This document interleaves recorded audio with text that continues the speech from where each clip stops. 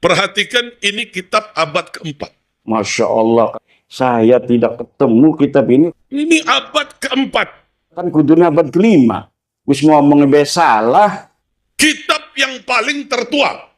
Saya teliti kitabnya. Ternyata kitab ini adalah kitab palsu. Tahun di sini, abad keempat 478. Sedangkan Ubaid itu wafatnya 383 Hijriah. Masa iya orang yang hidup di tahun 199 Hijriah bisa mencatat orang yang ada di tahun 383 Hijriah? Bohong apa aku?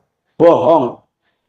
Ini kitab pegangan, pedoman, salah satunya pedoman kiai-kiai sepuh. Setelah saya konfirmasi di kitabnya, bohong. Disebutkan di sini, Dzakara walad Sayyidi Isa bin Muhammad bin Ali Uraidi. Disebutkan anak dari Isa, Sayyid Isa bin Muhammad bin Ali Uraidi. Yang pertama, anaknya namanya Muhammad bin Ahmad. Anak yang kedua bernama Abdullah, yang panggilannya dipanggil Ubaidillah. Ahmad punya anak Ubaid, ini putus. Tidak ada di dalam kitab-kitab nasab. Tidak terkonfirmasi di dalam kitab-kitab. Yang ketiga, anak dari Ahmad Muhajir ini adalah Ali. Dan yang keempat, putranya bernama Hussein. Lah karang Ubaid anak-anaknya ditulis KB Muhammad Ali Hussein telu dua anaknya ku. Barang abad 9, 10, 11 ditulis anaknya papa. Ditambah siji Ubaid. Saya harus membuka dengan ilmiah. Dalilnya bohong-bohongan KB. Saya harus membuka dengan kitabnya. Kalau misalnya kitab itu benar, itu sing cerdas-cerdas sing ngebela, itu dulu yang akan dipakai untuk menjawab saya. Pasti akan membawa dalil itu kepada saya. Kitab ini tidak ada yang membantah kitab ini. Secara sejarah gagal, ilmu nasab gagal, tes DNA gagal. Dari kitab-kitab sejarah yang ada di Yaman tidak ditemukan nama orang-orang yang disebutkan dalam silsilah para Ba'alwi itu. Orang-orang yang diaku sebagai keturunan leluhur mereka itu nyata tidak ada pada zamannya.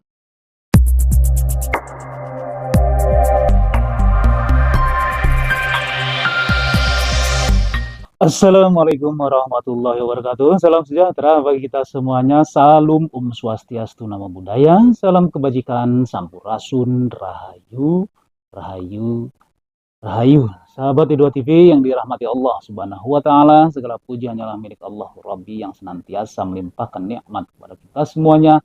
Nikmat yang terpenting adalah nikmat sehat walafiat, sehingga kita masih dapat ketemu lagi di channel ini. Insya Allah diberkahi Allah Subhanahu wa Ta'ala. Teman-teman semuanya, sebelum teman-teman menyimak video ini sampai selesai, bagi teman-teman yang tombol subscribe-nya masih merah, silahkan tekan tombol subscribe-nya, aktifkan tombol loncengnya video untuk semua, di like dan berikan tanggapan video ini. Selanjutnya silahkan kalian share. Dan saya doakan teman-teman semuanya, semoga disehatkan jiwa dan raganya, dimudahkan segala urusannya, dilancarkan rezekinya, dan insya Allah mendapatkan uang tak terduga 100 miliar rupiah. Amin ya rabbal alamin. Ditemukan bahwa Kiai Haji Imaduddin Usman Al-Bantani membongkar semua kitab-kitab yang selama ini diyakini oleh para habib yang ada di Indonesia. Ternyata menurut Kiai Haji Imad bahwa kitab-kitab yang menyatakan Ubaidillah itu adalah keturunan Rasulullah batal secara sejarah, secara ilmu nasab, secara tes DNA. Kiai Haji Imaduddin sangat meyakini bahwa Ubaidillah itu sebagai keturunan Rasulullah SAW itu putus. Supaya kalian tidak penasaran, simak baik-baik video ini ya teman-teman ya. Jangan di-skip-skip supaya kalian tidak gagal paham. Masalah kebenaran Kiai Haji Imad ataupun keyakinan para habaib itu silahkan kalian nilai sendiri. Oke? Silakan simak video berikut ini.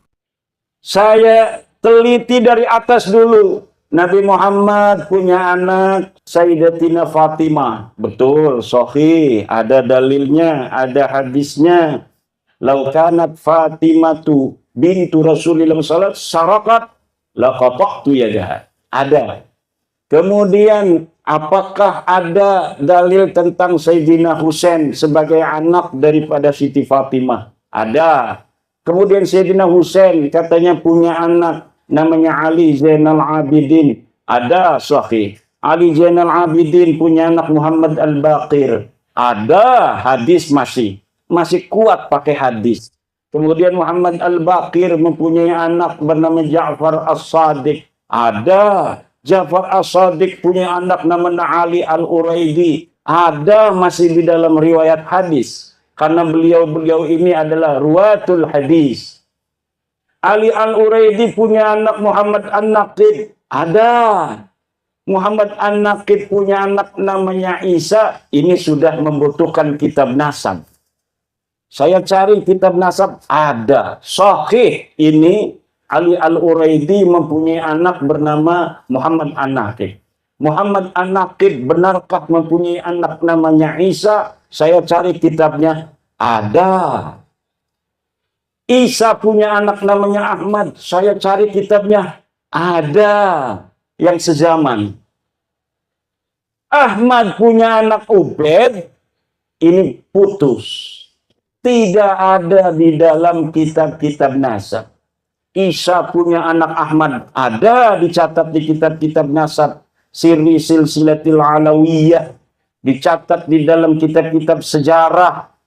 Kemudian ketika Ahmad apakah benar dia mempunyai anak bernama Ubaid, tidak terkonfirmasi di dalam kitab-kitab. Ahmad bin Isa itu wafatnya 345 Hijriah. Ubaid itu wafatnya 383 Hijriah. Anaknya katanya Alwi wafatnya 400 Hijriah. Berarti sudah abad kelima. Kita cari di abad-abad kelima. Leluhur orang-orang di Indonesia yang ngaku turunan Nabi ini. Dari marga Al-Attos, As-Segaf, bin Syihab, bin Yahya. Ternyata semuanya putus. Tidak tersambung secara ilmu nasab kepada baginda besar Nabi Muhammad sallallahu alaihi wasallam.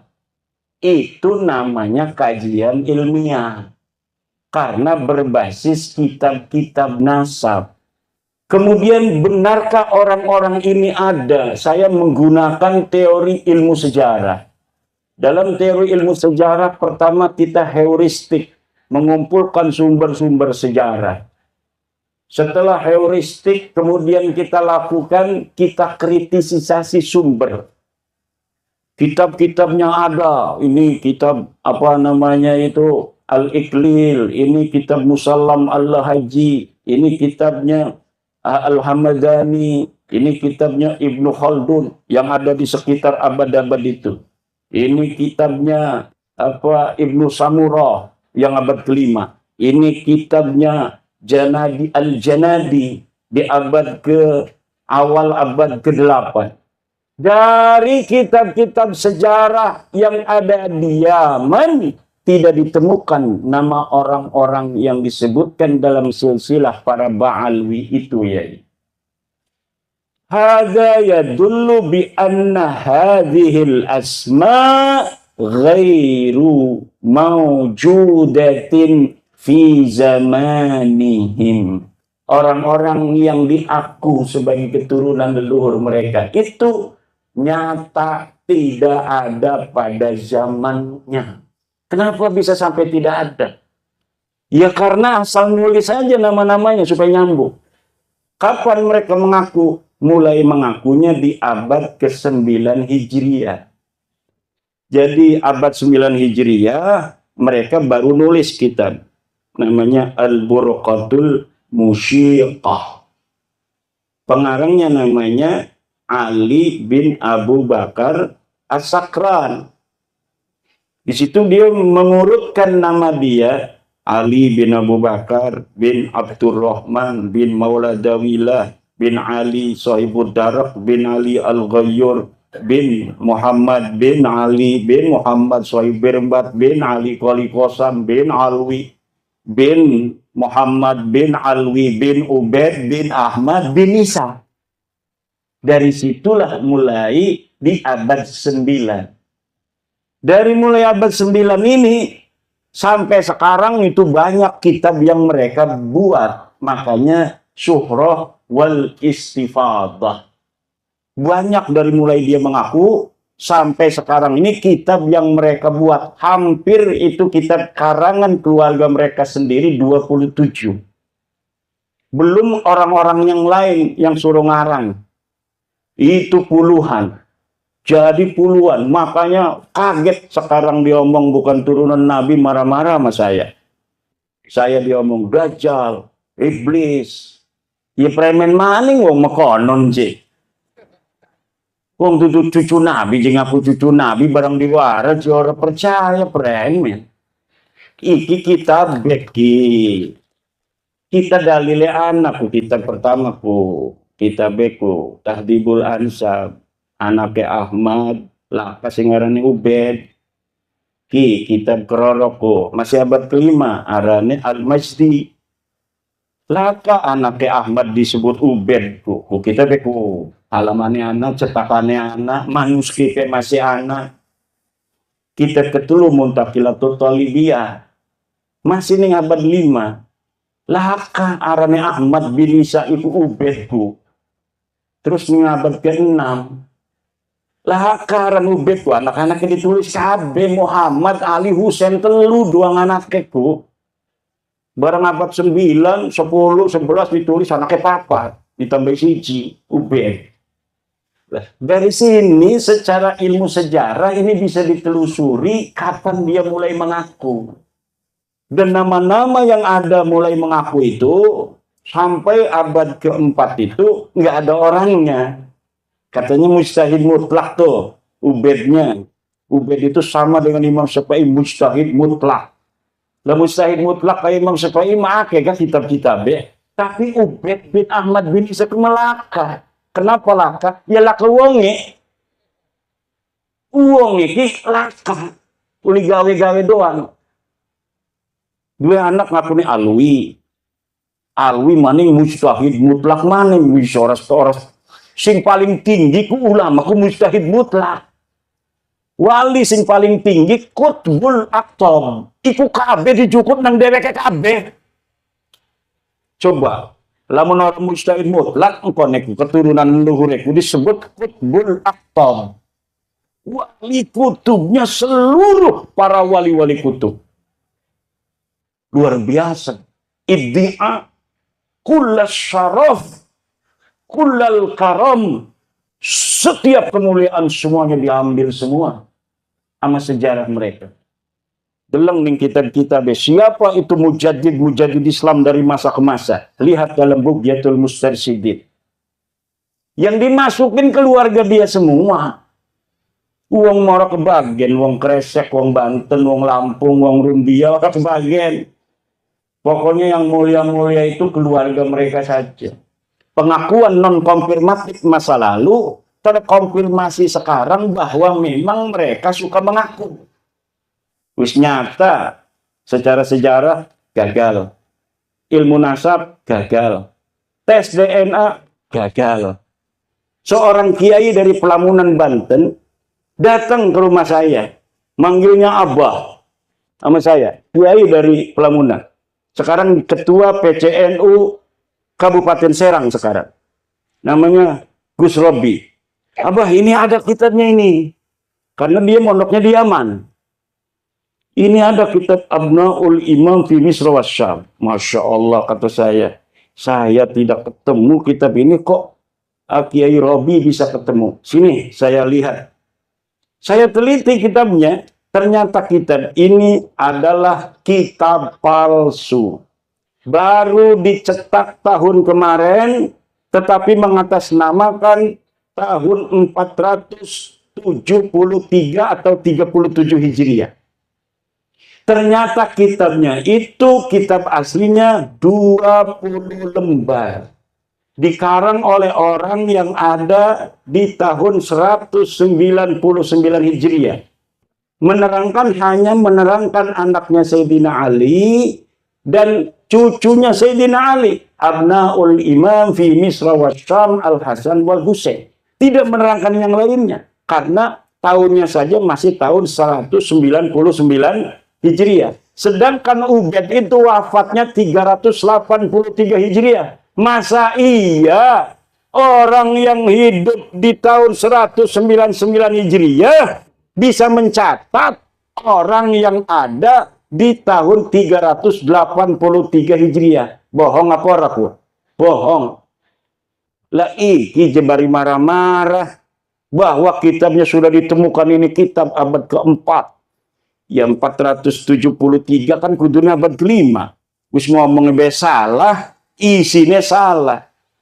Kalau misalnya kitab itu benar, itu sing cerdas-cerdas kah sing ngebela kayak Rumel Abbas, kayak Idrus Romli, itu dulu yang akan dipakai untuk menjawab saya. Profesor Said Agil Al-Munawwar pasti akan membawa dalil itu kepada saya.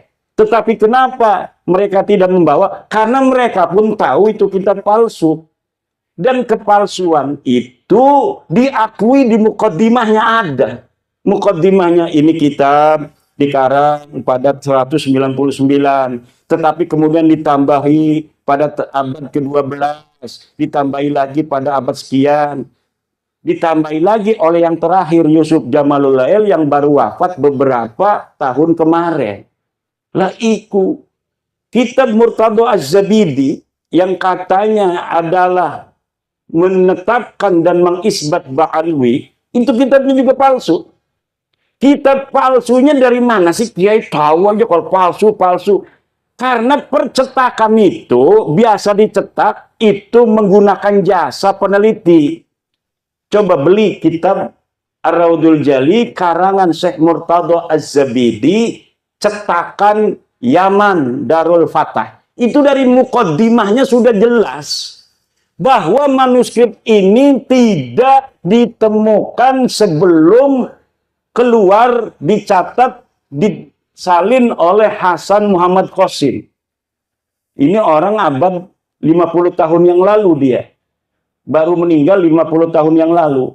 Katanya dia menyalin dari tulisan seorang yang bernama Abdul Mu'ti Al-Wafai yang berada di Khazanah Al-Wafaiyah Mesir.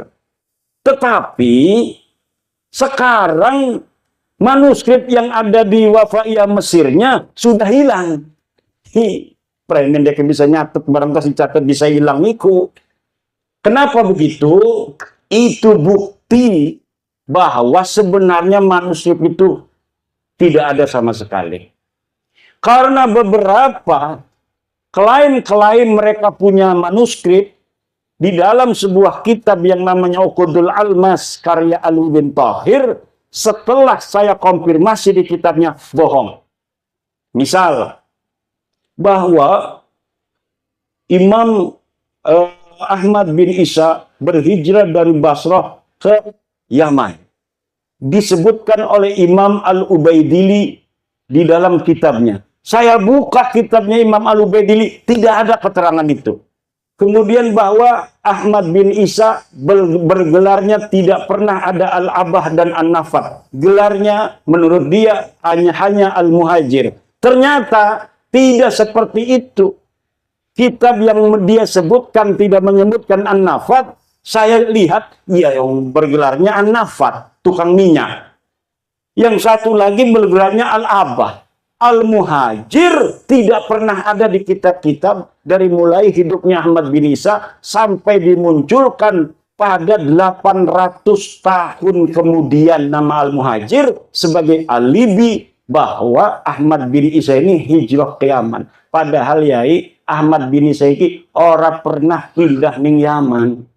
Laka sama sekali berita kepindahan Ahmad bin Isa ke Yaman. Dia terkonfirmasi kitab abad kelima Al-Ghaibah karangan At-Tusi adanya di kota Madinah Al-Munawwarah. Dicari kapan wafatnya, tidak ada berita kapan wafatnya. Dicari di mana dia ini dikebumikan, tidak ada. Kenapa sampai dia tidak dicatat? Mungkin dia mati muda, tidak terlalu banyak peran dalam kehidupan. Keberadaan seseorang yang dikatakan dengan kesejarahan yang begitu luar biasa, pasti ada saja orang-orang sekitar dia yang menginformasikan tentang aktivitasnya waktu dia hidup. Tetapi nama-nama Ba'alwi ini sama sekali tidak ada. Faqih Muqaddam, jere bisa mi'raj 70 balen sebengi. Dia ada di abad ke-6. Banyak kitab abad ke-6 di Hadramaut, di Yaman yang memberitakan tentang ulama-ulama Hadramaut. Satu pun tidak ada yang memberitakan orang ulama di Tarim namanya Faqih Muqaddam. Laka. Pemanin karo keramat-keramatin. Makanya Abdul Qadir Jailani pun kalah pangkatnya oleh Faqih Al-Muqaddam. Kenapa namanya Al-Muqaddam? Karena dia orang yang paling tinggi derajat. Ternyata ketika dicari di dalam sejarah masa lalu, tidak ada. Sejarah itu yang perlu dokumen, bapak-bapak. Nggak usah marah-marah. Wis dokumen. Dokumennya mana? Kalau tidak sejaman, yang primer, yang sekunder. Yang kira-kira dia bisa mendeteksi orang yang ada pada abad sebelumnya. Kalau misalnya tidak ditemukan pada abad-abad yang mendekati, maka yang ditemukan yang paling dekat, senajan 100 tahun, ini yang akan dipakai. Nanti apabila ditemukan yang lebih tua, maka yang muda, yang bertentangan yang dengan yang lebih muda ini, harus namanya tesisnya ini sudah ada antitesis, sudah tidak bisa dipakai lagi. Bengen surah istifadah Habibi Kabeh bin Syihab bin Smith bin Yahya As-Sagab turunan Nabi.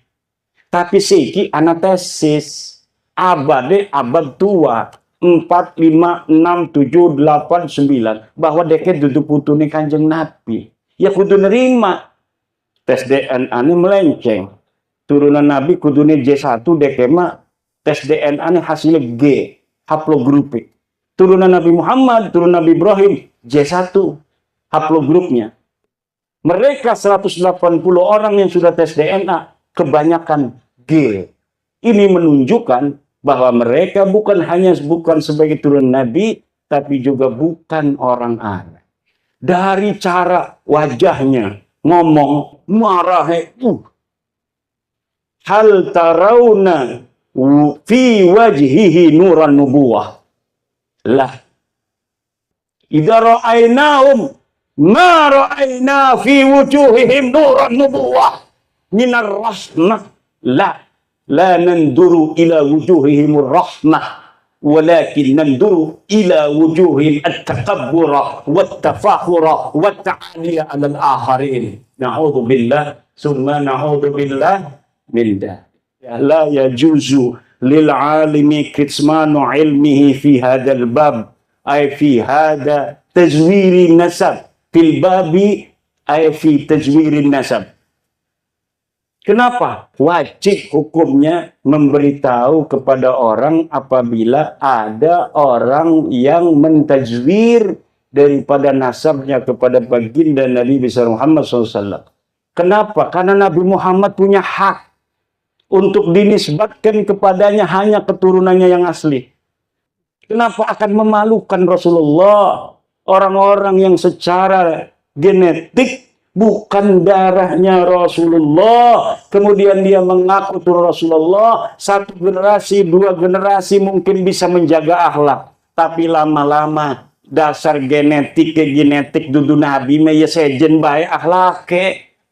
Senajan dipaksa-paksa gue supaya pada karo akhlaknya Nabi, suwe-suwe mengongan duduk turunan Nabi juga tiga. Bukan turun Nabi susah.